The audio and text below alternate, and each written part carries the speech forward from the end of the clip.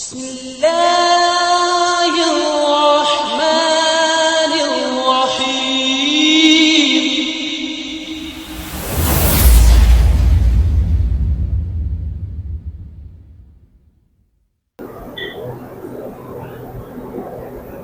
إن الحمد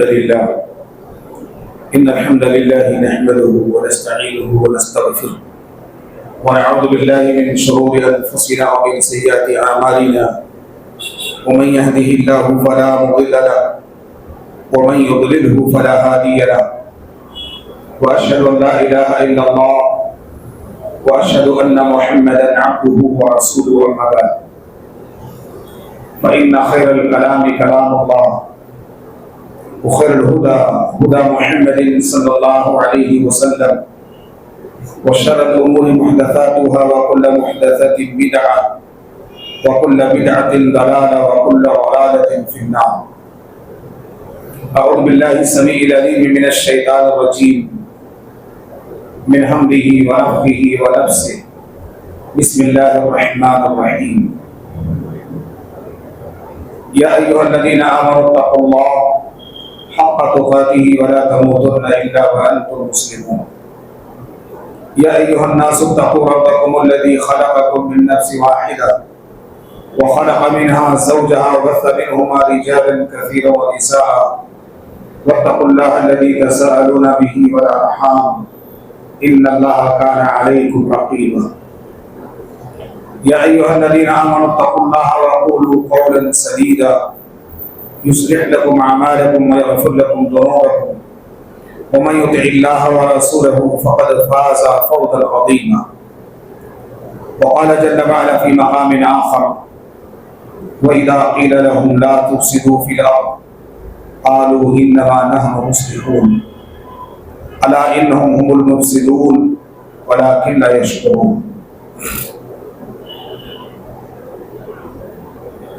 وقال النبي صلى الله عليه وسلم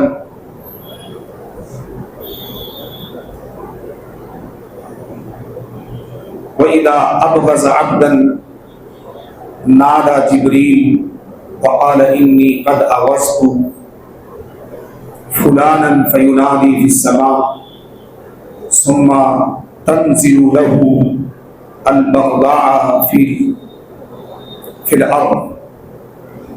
رواه الترمذي وكما قال النبي صلی اللہ علیہ وسلم.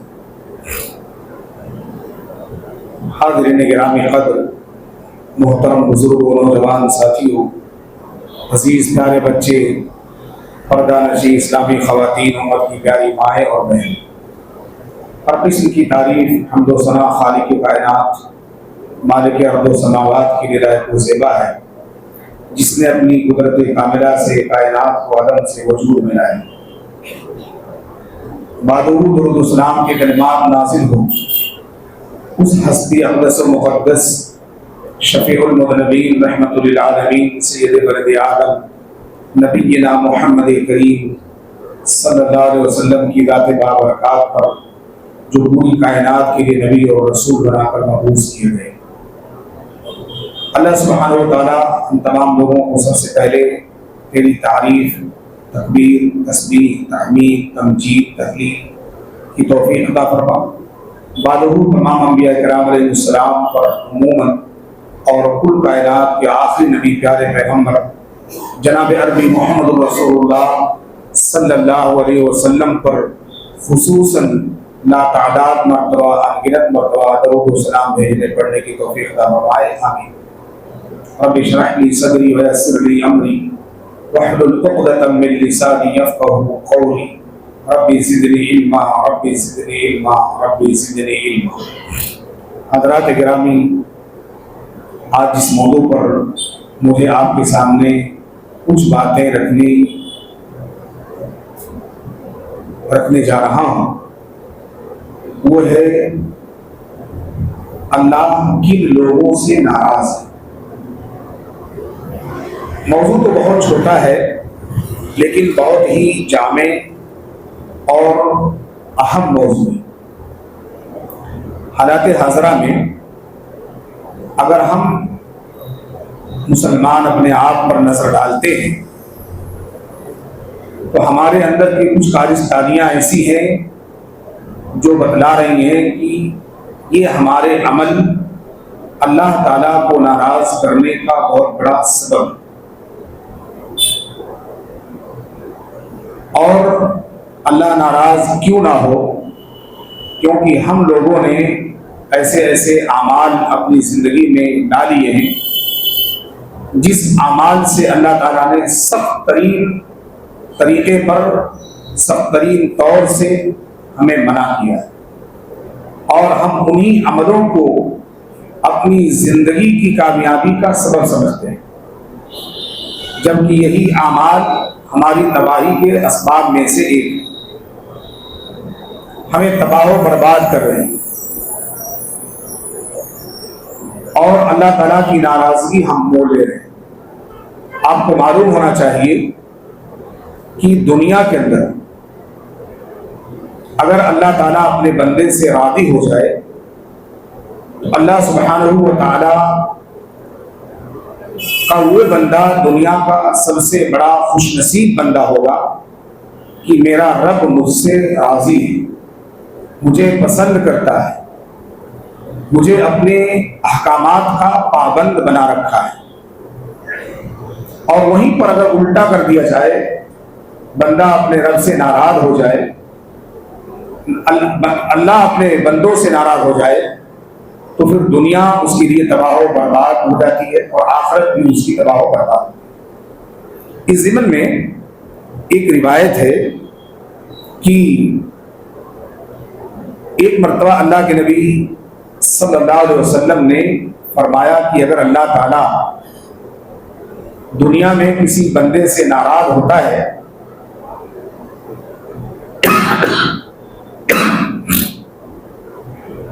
تو کیا وہ ناراضگی صرف اللہ کے حد تک رہتی ہے، یا وہ ناراضگی اللہ تعالیٰ اوروں میں بھی بانٹ دیتا ہے؟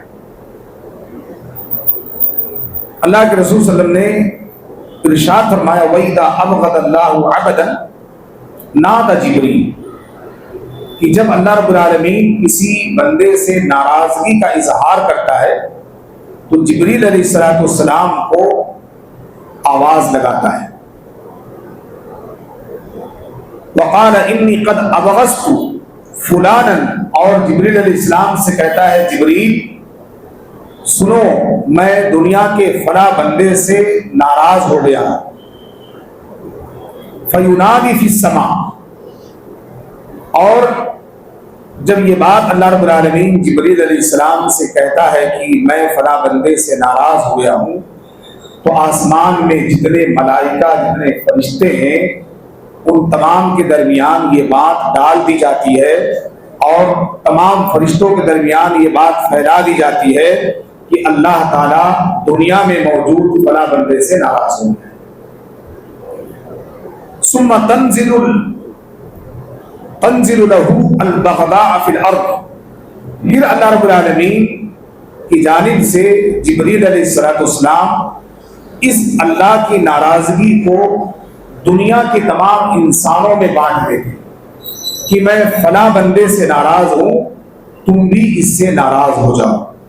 یعنی یہ حدیث اس کے پڑھنے کے بعد پتہ چلتا ہے کہ اللہ تعالیٰ جس بندے سے ناراض ہوتا ہے، اللہ کے فرشتے بھی اس سے ناراض ہو جاتے ہیں، اور دنیا میں پائی جانے والی مخلوقات بھی اس سے ناراض ہو جاتی ہیں۔ گویا کہ یہ حدیث ہم تمام لوگوں کو چوکنا کر رہی ہے کہ ہم دنیا میں وہ اعمال نہ کریں جس سے اللہ تعالیٰ کی ناراضگی کا سبب بنتا ہے، ہم وہی کچھ کریں جس سے اللہ تعالیٰ ہم سے راضی ہو جائے، اور جب اللہ راضی ہوگا تو اللہ رب العالمین کے فرشتے بھی ہم سے راضی ہوں گے، اور دنیا کی تمام مخلوق کے دلوں کے اندر بھی اللہ تعالیٰ ہمارے لیے رضا ڈال دے۔ دنیا کے مخلوق بطور خاص انسان کے دلوں میں ہماری محبت پیدا ہو جائے، کہیں سے بھی ہم گزریں گے تو لوگ ہمیں محبت کی نگاہ سے دیکھیں گے، لوگ ہماری خاطرداری کریں گے، عزت اور تکریم کریں گے۔ لیکن اگر ہم اللہ کو ناراض کر بیٹھیں تو اللہ رب العالمین ایک تو خود ہم سے ناراض ہو جائے گا، دوسرا فرشتوں کو بھی ہم سے ناراض کر دے گا، اور تیسرا دنیا میں موجود انسانوں کو بھی ہمارے خلاف ان کے دلوں میں نفرتیں ڈال دیں. ہم سے دنیا میں کوئی انسان صحیح رخ سے بات نہیں کرے.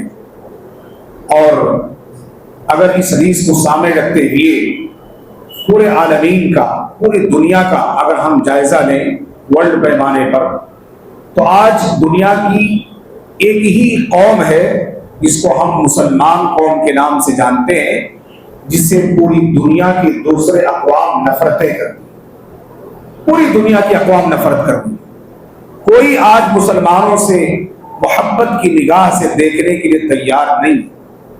اس کے وجوہ کیا ہے؟ اس کے اسباب کیا ہیں؟ کہ آخر کیوں ساری دنیا مسلمانوں کی دشمن بنی پڑی ہے؟ سارے لوگ مسلمانوں پر منہ کھولے کھڑے ہیں. کب انہیں پائیں اور ہضم کر لے جائیں، کب انہیں پائیں تہے تیغ کر دیں، کب انہیں پائیں ان کی نسلیں برباد کر دیں. وجہ کیا ہے؟ اس کے پیچھے کا بیک گراؤنڈ ہمیں مطالعہ کرنا پڑے. صاحب مضمون نے 6 وجوہات بیان کی، 5 اور 1 6. یہ 6 وجوہ اگر مسلمانوں کے اندر سے ختم ہو جائے تو پوری دنیا مسلمانوں سے محبت کرنے لگے. مسلمانوں کے لیے جو لوگوں کے دلوں میں اختلاف ہے، جو انتشار ہے، نفرتیں ہیں، بغض ہے، حسد ہے، عداوتیں ہیں، دشمنیاں ہیں، یہ ساری کی ساری ختم ہو جائیں. اور اس کو کرنے کے لیے ہم کو اللہ تعالیٰ نے رسول کیا ہے. اللہ کے نبی صلی اللہ علیہ وسلم نے تعلیمات دی کہ اپنے اندر ان عادتوں کو پیدا کرو. اللہ تعالیٰ تم سے محبت کرنے لگے گا. اللہ تعالیٰ تمہارے خلاف جو نفرت اللہ کے ذہن میں، اللہ کے دل و دماغ میں ہے، اللہ تعالیٰ اس نفرت کو نکال دے گا. اور دنیا میں انسانوں کے دلوں میں تمہاری محبت پیدا کر دے گا. آسمان میں فرشتوں کے دلوں میں تمہاری محبت جگا دے گا. سب سے پہلی چیز جو ہمارے لیے قابل ندامت اور شرمندگی کی سبب بنتی ہے، ان سببوں میں جو اللہ کے نبی صلی اللہ علیہ وسلم نے بیان فرمائی ہے، اگر ہم اپنے آپ میں اس بات پر غور کر لیں تو یقین جانیں کہ اللہ رب العالمین ہمارے اندر سے آپسی بغض و نفرت کو ختم کر دے گا، اور اللہ تعالیٰ ہم کو اپنا محبوب بنا دے گا. اور وہ ہے ظالموں سے اللہ تعالیٰ نفرت کرتا ہے. ظلم کا معنی ہوتا ہے وضع الشیء فی غیر محلی. کسی چیز کو اس کے خلاف جگہ پر رکھ دیا جائے، اس کو ظلم کہا جاتا ہے. آج پورے بندے کائنات میں جتنے بستے ہیں، تقریباً لوگوں کے یہاں ظلم ضرور پایا جاتا ہے. اور بطور خاص جو مسلمان ہیں، اپنے آپ کو مسلمان کہتے ہیں، ان کے یہاں اور زیادہ ظلم کا مادہ پرسنٹیج ریشو بڑھ چکا ہے. بھائی بھائی پر ظلم کر رہا ہے، شوہر بیوی پر ظلم کر رہا ہے. آج کی سوشل میڈیا اٹھا کر دیکھیے، بیویاں شوہروں پر ظلم کر رہی ہیں، بیٹیاں ماؤں پر ظلم کر رہی ہیں، اولاد اپنے والدین پر ظلم کر رہے ہیں. ایسی نفرتیں اور بغاوتیں آپس میں بڑھتی چلی جا رہی ہیں، جس کے دروازے کو ہم لوگ روکنے میں ناکام نظر آتے ہیں. ہم اپنے گھر سے اس کا جائزہ لیں، ہمارے سمجھ آتی ہے، ذہن میں بات آتی ہے کہ واقعی ہمارے گھروں کے اندر ان چیزوں کے لیے دروازے کھلے پڑے ہیں. ہر قسم سے مظالم ایک دوسرے پر ڈھائے جا رہے ہیں. ہر طریقے سے پڑوسی کے اوپر ظلم کر رہا ہے، رشتے داروں پر ظلم کر رہا ہے، غیر اپنوں پر ظلم کر رہا ہے، اپنے غیروں پر ظلم کر رہے ہیں، اپنے اپنوں پر ظلم کر رہے ہیں. اللہ رب العالمین نے اس نفرت کو توڑنے کے لیے تمام ظلم کے دروازوں کو بند کرنے کی ہدایت دی، کیونکہ یہ ظلم اللہ رب العالمین سے محبت کا سبب نہیں بنے گی. یہ ظلم انسان کے درمیان نفرتوں کو ہوا دے گی، اور اس کے ذریعہ سے اللہ رب العالمین اپنے بندوں سے ناراض ہو جائے. اور جب اللہ ناراض ہوگا تو فرشتے ناراض ہوں گے، فرشتے ناراض ہوں گے تو پھر اللہ رب العالمین کی دنیا میں مخلوقات ہم سے ناراض ہوں گی. اس لیے آپسی مظالم کو ہم کو ختم کرنا پڑے گا، کیونکہ اللہ رب العالمین نے قرآن مقدس کے اندر فرمایا سورہ فصلت کی آیت نمبر 46 میں وما ربک بظلام للعبید، تمہارا جو رب ہے پروردگار ہے وہ اپنے بندوں پر ذرہ برابر بھی ظالم نہیں ہے۔ جب بندے پر اللہ ظالم نہیں ہے، اس کا رب ظالم نہیں ہے، تو بندے کو کہاں اجازت ہے کہ وہ ایک دوسرے پر ظلم کرے۔ لیکن آج اس بندھن کو ایک انسان توڑ کر کے آگے بڑھ چکا ہے اور ایک دوسرے کے اوپر مظالم ڈھائے جا رہا ہے۔ ایک اور جگہ پر اللہ تعالیٰ نے فرمایا وَإِنَّ اللَّهَ لَيْسَ بِظَلَّامٍ لِلْعَبِيدِ، بے شک تمہارا رب، تمہارا پروردگار اپنے بندوں پر ظالم نہیں ہے۔ اور ان دونوں آیتوں کی تفسیر میں ایک روایت حضرت ابو ہریرہ رضی اللہ تعالیٰ عنہ کے حوالے سے ملتی ہے۔ فرماتے ہیں کہ رسول اکرم صلی اللہ علیہ وسلم نے فرمایا من کان لہ عمل صالح اخذ منہ بقدرہ مظلمہ وان لم تکن لہ حسنات اخذ من سیئات صاحبہ فحمل علیہ۔ صحیح بخاری کی حدیث ہے کہ ایک انسان آئے گا، ایک زمانہ آئے گا کہ ایک انسان کے پاس ایک بہت بڑی نیکی کا انبار ہوگا اور وہ نیکی والا یہ سمجھے گا کہ میں تو کامیاب ہو گیا، لیکن دنیا کے اندر اس نے کئی سارے لوگوں کے اوپر مختلف انداز میں مظالم ڈھائے تھے۔ اس کے ظلم کا اب انجام یہ ہوگا کہ اللہ رب العالمین اس کی ساری نیکیوں کو صاحب مظلمہ میں بانٹ دے گا۔ جتنے مظلومین پر اس نے ظلم کیے ہوں گے ساری نیکیاں ان مظلوموں میں بانٹ دی جائے گی اور وہ بغیر نیکی کے رہ جائے گا۔ فحمل علیہ، یہاں تک کہ اس کے اوپر ان مظلوموں کے گناہ بھی لاد دیے جائیں گے۔ اور ممکن تھا کہ اللہ رب العالمین اس کے لیے جنت کی بشارت سنا دیتا، لیکن چونکہ اس کے پاس اب کوئی نیکی نہیں رہی، الٹا اس کے اوپر مظلوموں کے گناہ کا بوجھ پڑ گیا، اب اسے جہنم میں ڈال دیا جائے۔ یہ آیت بتلا رہی ہے کہ دنیا کے اندر ایسے مظالم ہیں جس کے ذریعہ سے آج ایک انسان دوسرے انسان کے ظلم کے تلے پس رہا ہے، ایک قوم دوسری قوم کے مظالم کے پہیوں تلے دب کر کچل کر کے اپنے آپ کی سسکیاں لے رہی ہے، لیکن اس کی سسکیاں ظالم کو نظر نہیں آ رہی۔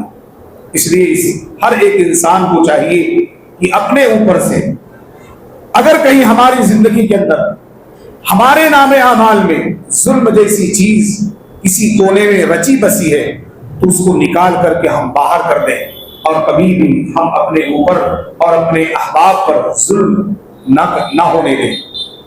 ظلم صرف یہی نہیں ہے کہ آپ دوسرے کی گردن مار دیں، دوسرے کا مال ہڑپ کر لیں، دوسرے کو مجمع میں فضیحت کر دیں۔ ظلم یہ بھی ہے کہ آپ اللہ رب العالمین کی ذات میں کسی کو شریک بنا دیں۔ ظلم یہ بھی ہے کہ جو کام ہم کو اللہ تعالیٰ کے لیے کرنی تھی ہم اس کو اللہ کے مخلوق کے لیے کرنے لگے۔ اللہ تعالیٰ اس کو بھی بہت بڑا ظلم قرار دیا ہے۔ ان الشرک لظلم عظیم، اللہ نے کہا۔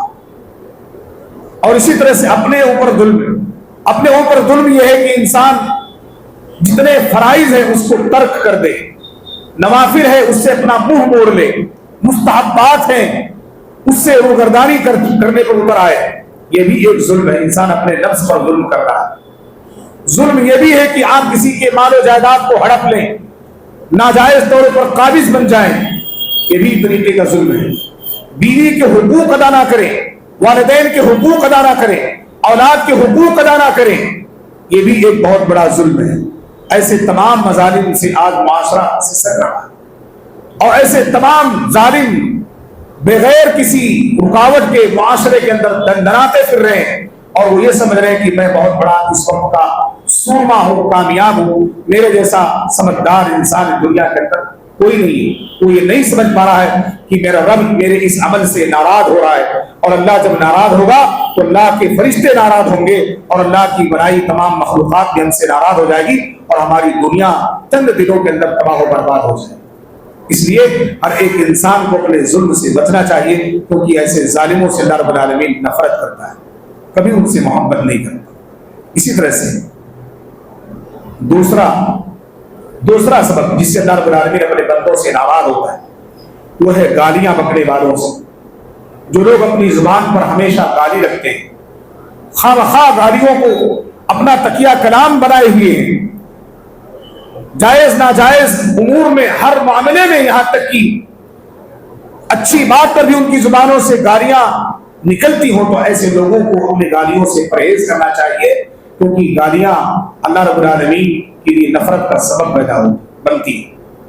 ہم تمام لوگوں کو ہر قسم کی چھوٹی بڑی گالیوں سے محفوظ ہونا چاہیے. آئیے ہم دیکھتے ہیں کہ اس سلسلے میں کیا ہم نے سنا. ایک لمبی روایت ہے. حضرت معاذ بن جبل رضی اللہ تعالیٰ عنہ فرماتے ہیں کہ اللہ کے نبی صلی اللہ علیہ وسلم سے میں نے کہا کہ آپ مجھے ایسا عمل بتلائیے کہ میں جنت میں چلا جاؤں، جہنم سے بچ جاؤں. تو اللہ کے نبی صلی اللہ علیہ وسلم نے ایک لسٹ ان کے سامنے بیان فرمائی. لمبی روایت کا اس کا آخری جو ٹکڑا ہے اس ٹکڑے کو میں آپ کے سامنے پیش کرتا ہوں. فرماتے ہیں ساری چیزیں بیان کرنے کے بعد کہ قال الا اخبرک بملاک ذلک کلہ، کہ میں یہ ساری چیزیں جو میں نے تمہارے سامنے بیان کی ان ساری چیزوں کا دار و مدار صرف ایک چیز پر ہے. اگر یہ چیز درست ہو جائے تمہارے سارے اعمال درست ہو جائیں گے، تم جنت میں چلے جاؤ گے، جہنم سے بچ جاؤ گے. معاذ بن جبل رضی اللہ عنہ کہتے ہیں کیا ہے اللہ کے رسول، وہ چیز ہمیں بتلائیے، میں سننا چاہتا ہوں. اللہ کے نبی صلی اللہ علیہ وسلم نے معاذ بن جبل رضی اللہ تعالیٰ عنہ کے سامنے فاخذ بلسانی، اپنی زبان کو اپنے منہ سے باہر نکالا اور اس نے ہاتھ سے پکڑا اور پکڑ کر فرمایا تکف علیک ھذا، اے معاذ تم اپنی زبان پر قابو پا لو، اپنی زبان پر قابو پا لو. ھذا قلت یا نبی اللہ، کہتے ہیں اے اللہ کے رسول کیا یہی وہ چیز ہے ہمارے جسم کا جس کے اوپر اگر انسان قابو پالے تو اللہ رب العالمین کی جنت حاصل کر سکتا ہے؟ تو معاذ بن جبل رضی اللہ تعالیٰ عنہ سے اللہ کے رسول فرماتے کہ ہاں، اور اس کے بعد فرماتے معاذ وَإِنَّا لَمَوَاخِذُونَ بِمَا نَتَكَلَّمُ بِهِ، کہ اللہ کے رسول کیا ہمارا مواخذہ ہماری اسی زبان سے بولنے پر ہوگا؟ قَالَ سَكَلَتُكَ أُمُّكَ، اللہ کے نبی فرماتے ہیں معاذ تمہاری ماں تمہیں گم پائے.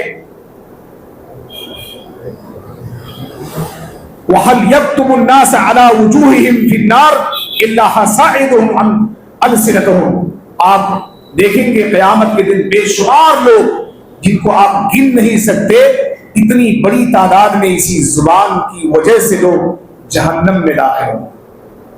گویا کہ اللہ کے نبی صلی اللہ علیہ وسلم نے اس حدیث کے ذریعہ پوری امت کو یہ پیغام دیا ہے کہ تمہاری زبان سے کوئی غلط بات نہ نکلے، اور تمام غلط باتوں میں ایک غلط بات گالی بھی ہے. تو گالی بکنا، کسی کو برا کہنا، ہم اپنے آپ کو جہنم میں لے جانے کے لیے تیار کرنا ہے. اور آج ہماری زبانیں بڑی بے لگام ہو گئی، جس کے بارے میں جو چاہتی ہیں فیصلہ کرتی ہیں، سزا سناتی ہیں، سب کچھ کرتی ہیں، لیکن اپنے بارے میں وہ نہیں سوچ سکتی کہ میں جس کے بارے میں کہہ رہا ہوں کہیں وہ اس گناہ سے منزہ اور مبرہ تو نہیں اور میں اس کا مجرم ہو جاؤں. اس لیے اپنے بارے میں تھوڑا سوچ لیجئے، اپنے بارے میں تھوڑا ہم غور کر لیں کہ میں کتنا نیک ہوں، میں کتنا پارسا ہوں، میں کتنا عمل میں اچھا ہوں. کیا اللہ رب العالمین میرے اس زبان سے نکلنے والے کلمات کے ذریعہ سے مجھے نجات دے گا، یا اللہ رب العالمین مجھ سے نفرت کرے گا؟ اگر وہ چیزیں ہماری زبان سے نکلی ہوئی معاشرے کے یہ فساد کا ذریعہ بنتی ہے، بگاڑ کا ذریعہ بنتی ہے، تو سمجھ لو کہ ہم کامیاب نہیں ہو سکتے. اللہ تعالیٰ ہم سے نفرت کرے گا اور تمام فرشتوں کے اندر ہمارے لیے ان کے دلوں میں نفرت ڈال دے گا، اور تمام دنیا کے اندر جتنے انسان بستے ہیں ان کے دلوں میں بھی اللہ رب العالمین ہمارے خلاف نفرت ڈال دے گا کہ اس بندے سے تم کبھی محبت نہیں کرنا، یہ اپنی زبان کو حفاظت کرنے والا نہیں. اور زبان کی بات آئی تو اللہ کے نبی صلی اللہ علیہ وسلم کی بڑی پیاری حدیث ہے. آپ فرماتے ہیں صلی اللہ علیہ وسلم میں یدمن لی اثنین اضمن لک الجنہ، جو مجھے دو چیزوں کی ضمانت دے دے میں اس کے لیے جنت کی ضمانت دیتا ہوں.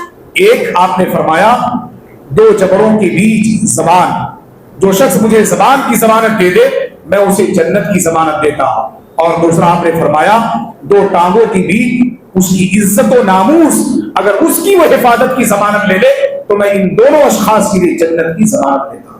کتنی بڑی بات اللہ کے نبی صلی اللہ علیہ وسلم نے اس چھوٹے سے جملے میں فرمایا.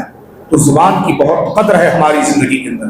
یہی زبان ہے جو ہمیں پان بھی کھلاتی ہے، اور یہی زبان ہے جو ہمیں جوتے بھی کھلاتی ہے۔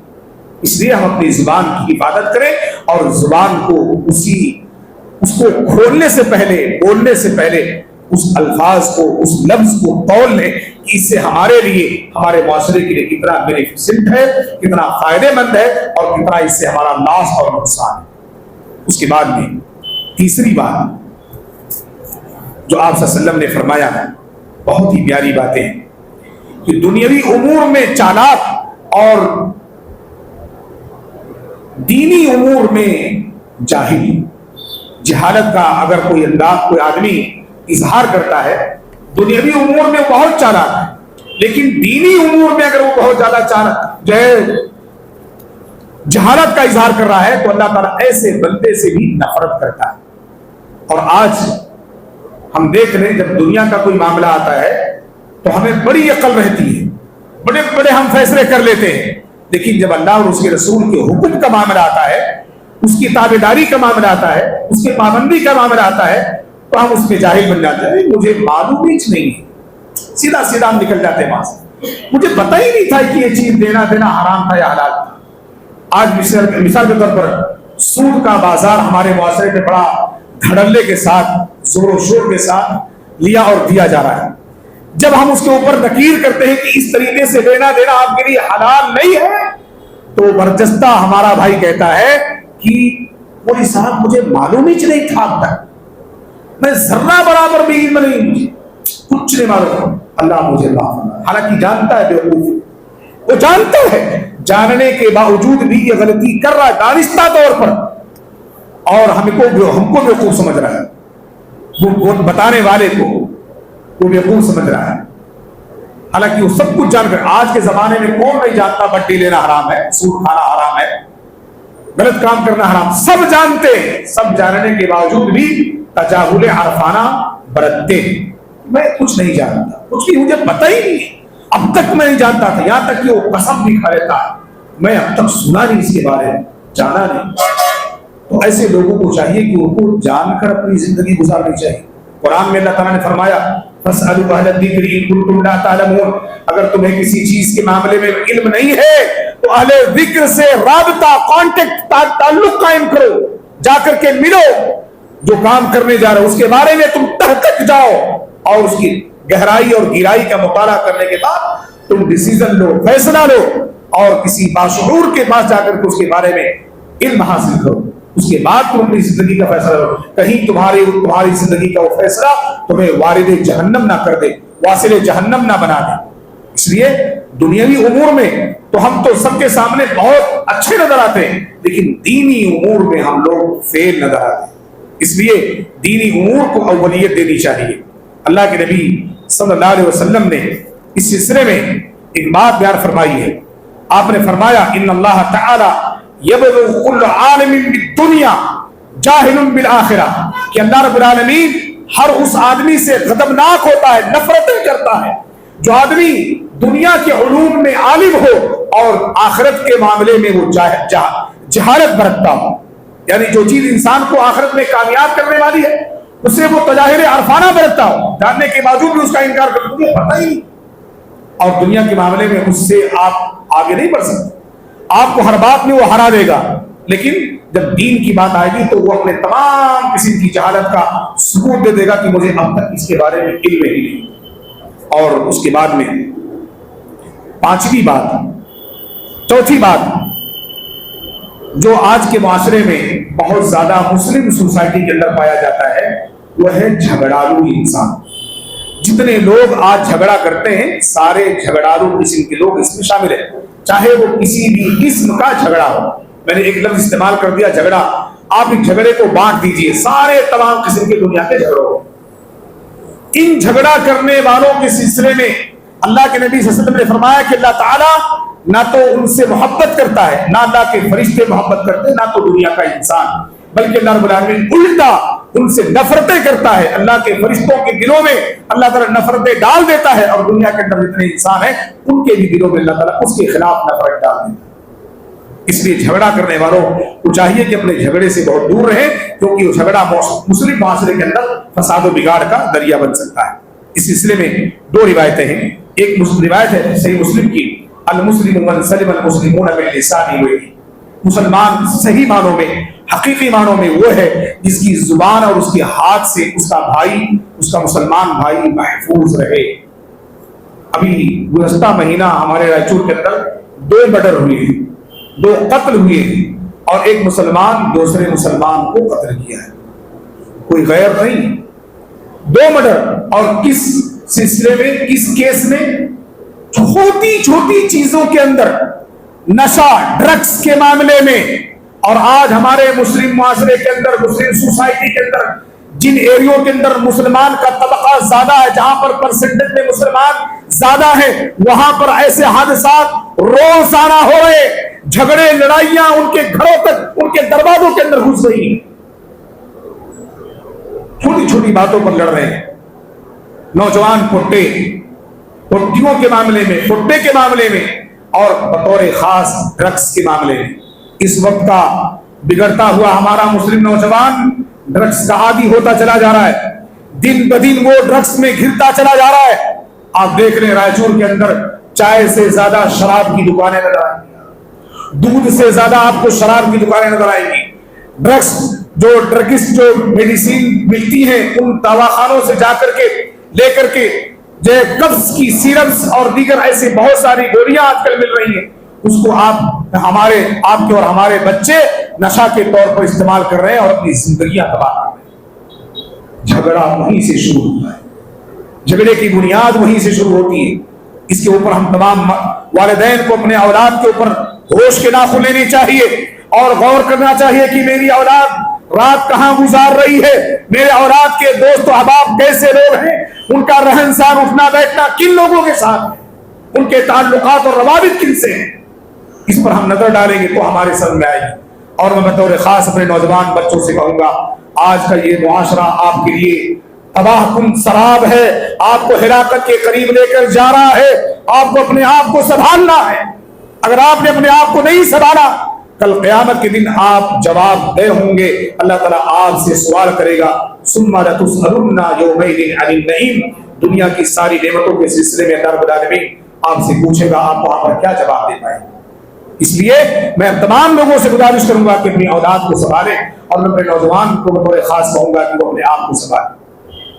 ڈرگس کی عادت، سگریٹ، بیڑی، تمباکو، شراب اور اس طرح سے گٹکا، کھینی اور تمام چیزیں جو ہمارے بچے کھا کے تھوکتے ہیں ادھر ادھر، ان سے بچنا چاہیے۔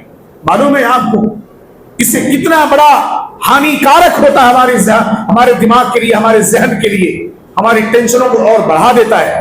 اگر آپ اللہ تعالیٰ کے نسخے کو اپنائیں، الا بذکر اللہ تطمئن القلوب، تو آپ کا دل مطمئن رہے گا، آپ کو کبھی بھی بے چینی، گھبراہٹ، پریشانی کے عالم ایسے اوقات آ جائیں تو آپ اللہ رب العالمین کی کتاب قرآن مجید کی تلاوت کرنا شروع کر دیں، اللہ کا ذکر و اذکار کرنا شروع کر دیں، اللہ کا نام سبحان اللہ، الحمدللہ، استغفر اللہ پڑھتے ہیں، اللہ رب العالمین آپ کے دلوں کو قرار بخشے گا، آپ کے دلوں کے اندر اطمینان آئے گا، آپ کا سارا ٹینشن دور ہو جائے گا۔ لیکن ہمارے بچے سگریٹ پی کر کے اپنا ٹینشن دور کرتے ہیں، تمباکو کھا کر کے اپنا ٹینشن دور کر رہے ہیں، گٹکے کھا کر اپنی زبانیں اور اپنے دل خراب کر رہے ہیں، اپنے پھیپھڑے خراب کر رہے ہیں، اپنے گردے خراب کر رہے ہیں۔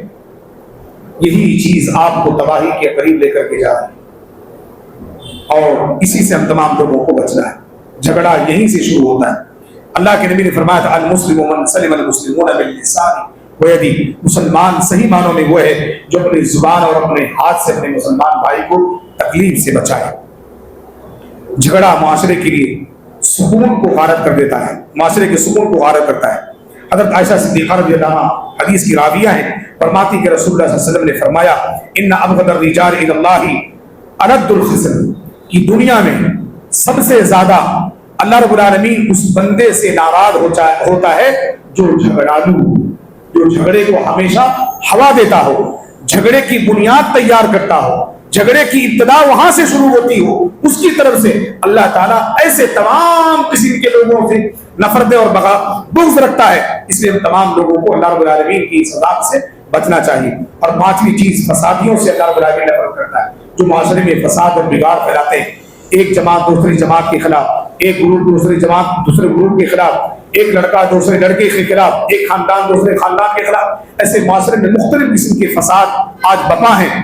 اس فساد پر ہم تمام لوگوں کو غور کرنا چاہیے. اللہ رب العالمین نے قرآن کے اندر فرمایا ان اللہ لا يحب المفسدین، کہ اللہ رب العالمین فسادیوں سے محبت نہیں کرتا بلکہ ان سے بغض اور نفرت کرتا ہے.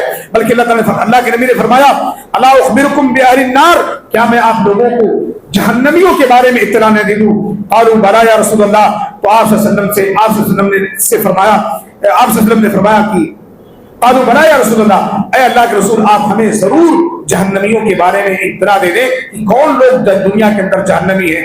قال كل قتل جواد مستكبر، آپ نے 3 لوگوں کا نام لیا، کہا کہ دنیا کے اندر وہ لوگ اللہ رب العالمین کے ہاں فسادی ہیں، اللہ رب العالمین کے ہاں جھگڑالو ہیں، اللہ رب العالمین کے ہاں نفرت کے ذمہ دار ہیں، جو لوگ سرکشی پر اتر آئے، جو لوگ نخرے اور نزاکتوں پر اتر آئے، جو لوگ تکبر اور غرور پر اتر آئے.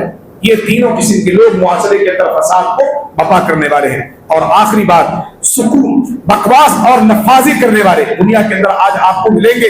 بے حساب بولنے والے لوگ، جتنا زیادہ وہ بولے گا اتنی زیادہ اس کے بولنے سے معاشرے کے اندر جھگڑے اور فساد بپا ہوں گے. اور ایسے بولنے والے کو اللہ رب العالمین پسند نہیں کرتا ہے جو نفرتوں کی بیج بوتا ہے، جو فساد اور بگاڑ کا جو ہے ذریعہ بنتا ہے. تو اللہ کے نبی صلی اللہ علیہ وسلم کی ایک پیاری سی حدیث ہے، حضرت عبداللہ بن عمر رضی اللہ عنہ کی حدیث سے فرماتے ہیں کہ رسول صلی اللہ علیہ وسلم نے فرمایا کہ ان اللہ یبغض البلیغ من الرجال الذي يتخلل بلسانه تتخلل بالباقرة باللسان. اور پیاری حدیث ہے. اللہ کے نبی صلی اللہ علیہ وسلم فرماتے ہیں کہ اس آدمی پر اللہ رب العالمین کی لعنت ہوتی ہے، یا اللہ رب العالمین ایسے آدمی پر جو ایسے آدمی سے بغض رکھتا ہے، نفرت کرتا ہے، جو آدمی اپنی زبان پر مہارت رکھتا ہو، بلاغت اور فصاحت رکھتا ہو، یعنی اپنی زبان کے بلبوتے اپنا لوہا معاشرے میں منواتا ہو، غلط بات کو اپنی زبان کے بلبوتے ثابت کرتا ہو. اور آج کتنے سارے ایسے لوگ ہیں جو دوسرے کی جھوٹ اتنی صفائی سے سن لیتے ہیں اور اس کی جھوٹ ہی معاشرے کے لیے تباہی کا سبب بن جاتا ہے. اور اس کے جھوٹ کو جس انداز میں وہ بیان کیا ہوتا ہے لوگ اسے سچ سمجھ لیتے ہیں، حالانکہ وہ جھوٹ رہتا ہے. اللہ کے نبی نے فرمایا کہ اس کی مثال ایسے ہے جیسے کہ گائے جب چیختی ہے، چلاتی ہے، تو اس کی بات لوگوں کے سمجھ میں نہیں آتی، بس اس کا چیخنا سمجھ میں آتا ہے، اس کا بولنا سمجھ میں آتا ہے. اسی طرح سے اس پکارنے والے کی پکار لوگوں کو سمجھ میں آ کر کے لوگ اسے اس کا اپنا حاوی اپنے اوپر جو اس کو حاوی کر لیتے ہیں. یہ بھی معاشرے کے اندر ایک تباہی کا ذریعہ ہے. اور اس کے ذریعہ سے اللہ رب العالمین نہ تو اس سے محبت کرتا ہے، نہ تو اس کی باتوں کو ماننے والوں سے محبت کرتا ہے، بلکہ اللہ تعالیٰ کی نفرتیں ایسے لوگوں کے اوپر حاوی ہوتی. تو یہ 6 قسم کے لوگ تھے جس سے ہم تمام لوگوں کو سبق ملتا ہے کہ ہم ان 6 قسم کے لوگوں سے اپنے آپ کو الگ کریں. اور اگر ان 6 برائیوں میں سے کوئی بھی برائی ہمارے اندر پائی جاتی ہے تو ہم اپنے اندر سے اس برائی کو نکال کر باہر کریں تاکہ اللہ تعالیٰ ہم سے محبت کرے نہ کہ نفرت. اللہ تعالیٰ سے دعا ہے پروردگار ہم تمام لوگوں کو ہر قسم کے ایسے اعمال کی توفیق عطا فرمائے جس سے اللہ سبحانہ و تعالیٰ ہم سے محبت کرے، نفرتوں سے ہم سے دور رہے، اور اللہ تعالیٰ دنیا اور آسمان میں پائی جانے والی تمام مخلوقات کی محبتوں کو ہمارے لیے ڈال دے، اور زمین میں پائی جانے والی تمام مخلوقات کی محبت کو ہمارے لیے ڈال دے، اور اللہ رب العالمین ہم سے محبت کرے نہ کہ نفرت کرے. اللہ تعالیٰ ہم تمام لوگوں کو ہر قسم کے چھوٹے بڑے اچھے اعمال کی توفیق عطا فرمائے، معاشرے کی سکون اور جو ہے اطمینان کو اللہ تعالیٰ امن میں بدلے، اور اس کی پریشانیوں کو اللہ رب العالمین دور کر دے. اور اللہ سبحانہ و تعالیٰ ہم تمام لوگوں کو جتنی باتیں ہم نے سنی ہیں بالدعاء اس پر عمل کی توفیق عطا فرمائے. آمین. صلی اللہ علیہ نبی کریم.